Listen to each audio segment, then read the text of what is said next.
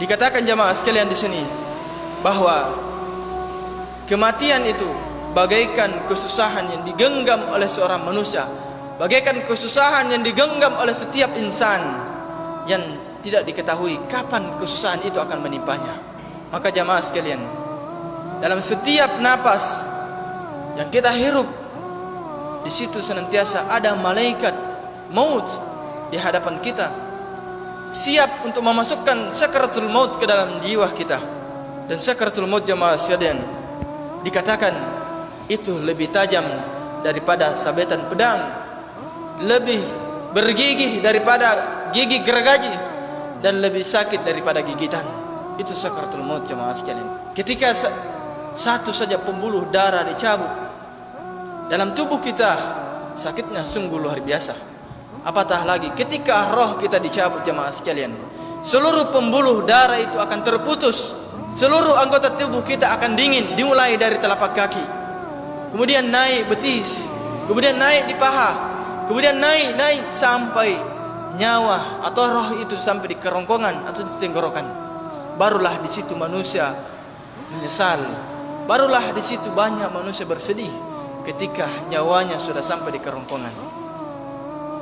Barulah di situ dia menyesal kenapa selama hidupnya dia banyak menyia-nyiakan waktu yang Allah berikan kepadanya.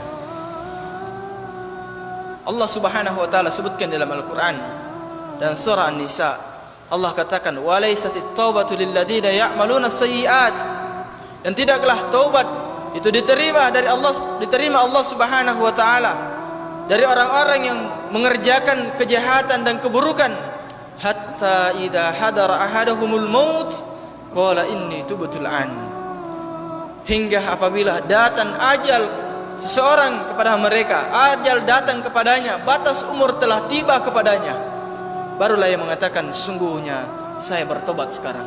Nanti nyawanya, nanti rohnya sudah sampai di tenggorokan, di kerongkongan, baru dia mengatakan inni tubtu an, saya bertobat sekarang ya Allah, saya ingin tobat sekarang. Maka jemaah sekalian, tobat seseorang ketika sudah sampai di kerongkongan itu tidak akan diterima oleh Allah Subhanahu wa taala. Sebagaimana tobatnya Firaun, dia bertobat kepada Allah Subhanahu wa taala, mengakui bahwasanya Rabb, pemilik alam semesta ini adalah Allah Subhanahu wa taala. Nanti nyawanya ditenggelamkan di Laut Merah, baru dia mengatakan Allah adalah pemilik alam semesta ini. Barulah dia ingin bertobat, tapi tobatnya sudah tidak diterima oleh Allah Subhanahu wa taala. Jemaah yang rahmati Allah Subhanahu wa taala, juga Rasulullah sallallahu alaihi wasallam menyebutkan di dalam hadisnya, innallaha yaqbalu taubatal abdi ma lam yugargir. Allah Subhanahu wa taala senantiasa menerima taubat hambanya selama hamba itu atau selama nyawa belum sampai di kerongkongan. Jadi selama nyawa kita masih ada di kandung badan kita, belum datang kematian kepada kita, maka Allah Subhanahu wa taala akan senantiasa menerima taubat kita. Selama kita datang dengan hati yang jujur, hati yang ikhlas, jujur kepada Allah, ingin bertaubat dari dosa-dosa kita, maka Allah akan mengampuni dosa-dosa kita.